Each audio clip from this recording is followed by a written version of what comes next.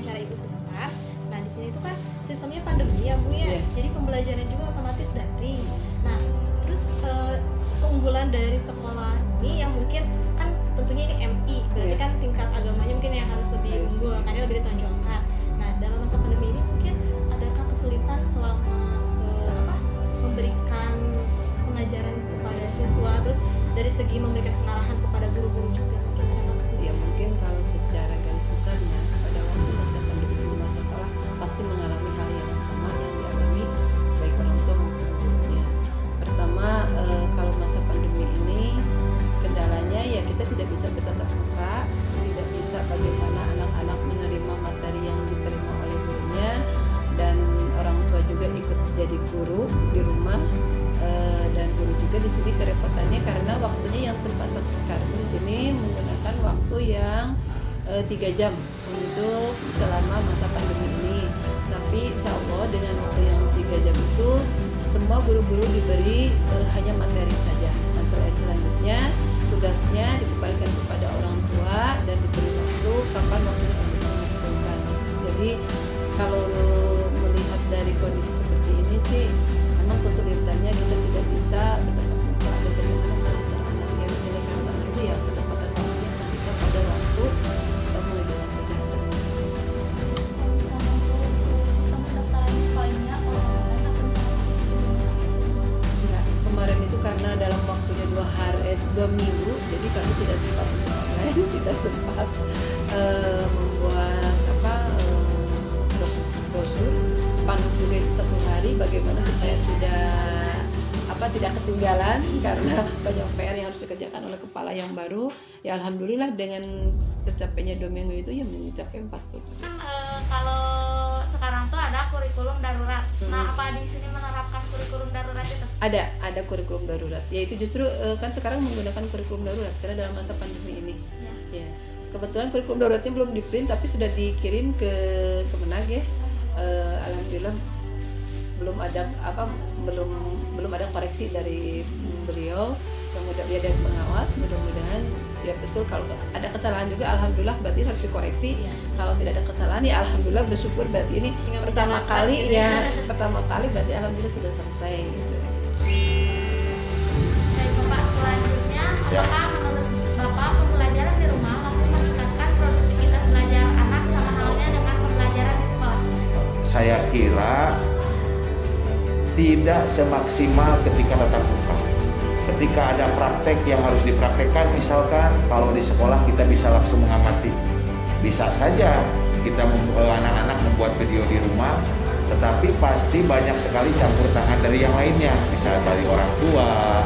Maka bahasa guru rumah, nilai untuk anak zaman atau sekarang dari ini lebih banyak bahasa sudah nama kader di guru itu nilai rantainya, nilai hanya rasanya itu yang terjadi sekarang ini.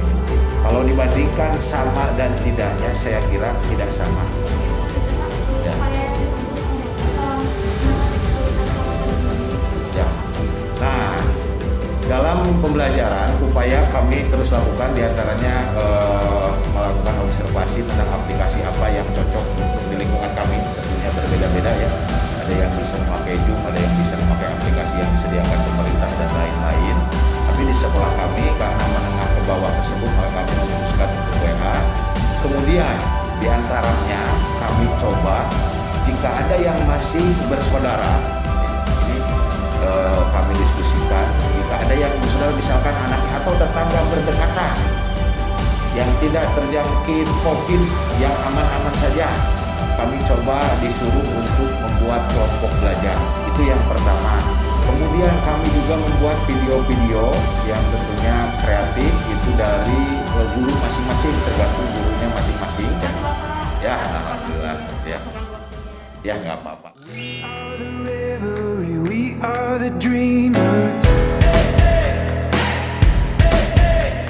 We dance through the night in our bones, we can feel it. Aiming for the stars against the sky. When we are together, we are bright. We'll light up. We've been waiting for this moment to come. We were made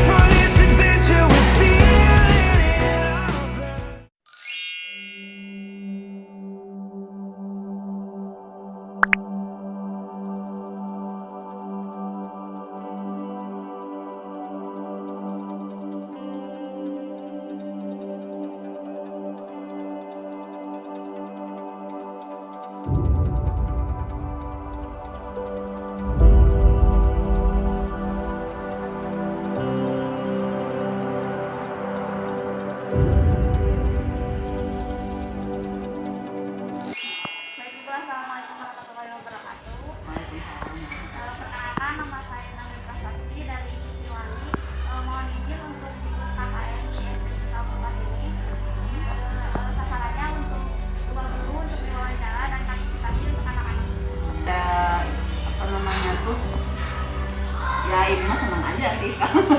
Jadi maksudnya itu kan mudah-mudahan itu juga jadi informasi buat guru-guru di ibu ya, sama membantu anak-anak juga belajar di kelas. Assalamualaikum warahmatullahi wabarakatuh. Waalaikumsalam. Bapak, saya Intan dari Sirwati. Sebelumnya izin observasi dan KKN di SMK Tarukan ini. Sebelumnya nama itu siapa?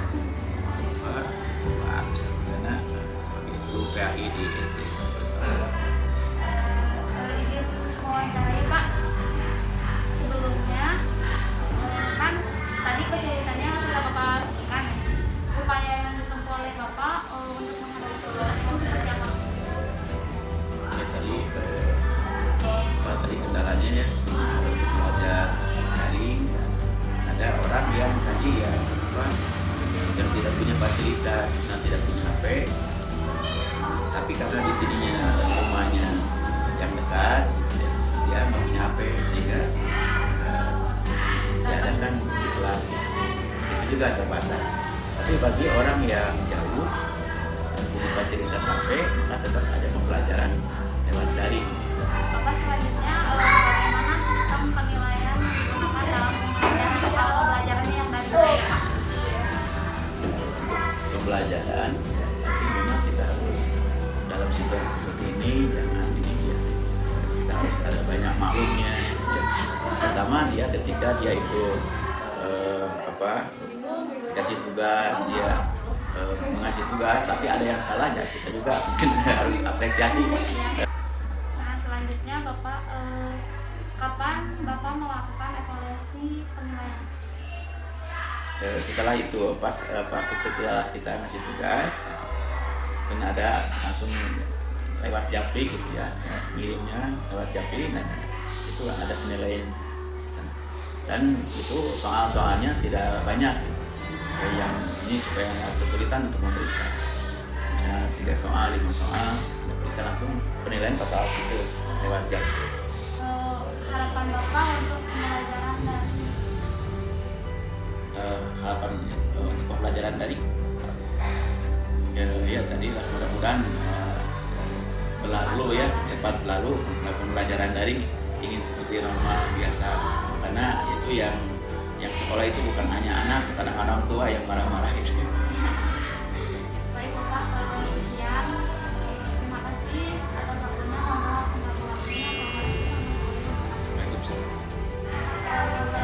Waalaikumsalam warahmatullahi wabarakatuh. Mohon izin untuk mewawancarai Bapak. Yang pertama ya Pak, bagaimana kan sistem pembelajarannya dari yang biasa sama yang pandemi COVID ini berbeda ya Pak? Beda lagi. Gimana sistem pembelajaran setelah ada pandemi COVID ini? Cara online kita menggunakan kebetulan di sini mayoritasnya tidak mempunyai HP, kita mulai WA. Gitu kan kalau biasanya yang lain mah pakai Zoom meeting. Kita karena kapasitas anak mayoritas tidak mempunyai HP ya itu. Ada kendalanya banyak. Ada yang tatap muka atau ada yang menggunakan HP. Kebetulan kan mayoritas di sini. Ya. Apakah pembelajaran dari ini efektif? Ada yang efektif atau enggak? Efektif yang punya HP.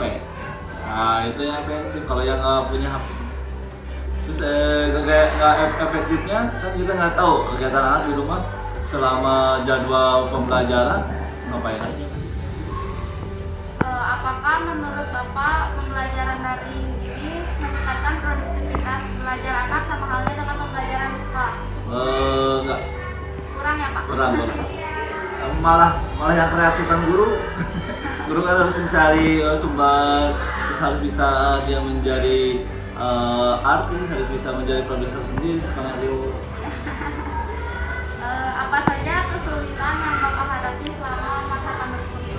Ya kan seperti yang tadi apabila orang tua tidak punya HP, terus kadang-kadang ngirimnya malam, jadi sesuai karena kan satu HP dipakai 3 orang, dipakai oleh ibunya kerja, karena anak mengidakannya malam. Nah, upaya yang dilakukannya seperti apa Pak? Dilakukan Untuk mengatasi kesulitan? Itu kita lebih toleransi. Kadang-kadang kita nggak kasih waktu lagi orang tua berkomunikasi Pak, bisa untuk hari ini menyelesaikan gimana untuk besok kita harus lebih bisa menerima seperti itu. Baik, Pak, cukup sekian pertanyaan dari saya, nanti dilanjutkan oleh rekan saya. Boleh. Assalamualaikum warahmatullahi wabarakatuh. Waalaikumsalam warahmatullahi Are the reverie, we are the dreamers. We dance through the night in our bones, we can feel it. Aiming for the stars against the sky. When we are together, we are bright. We'll light up. We've been waiting for this moment to come. We were made for this adventure. We feel it in our blood. We'll light up. Eyes open wide and the world is before us.